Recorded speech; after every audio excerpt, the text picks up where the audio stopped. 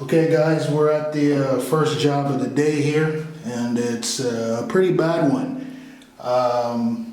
It's a stand-up shower, and as you can see there's a lot of mold behind the silicone. So we're going to have to remove the old silicone, get rid of all of that mold, a lot of soap scum there, and we're going to clean it, we're going to dry it, and we're going to recaulk it. But the most time efficient part of this job is getting rid of that mold. As you can see here, you see the mold?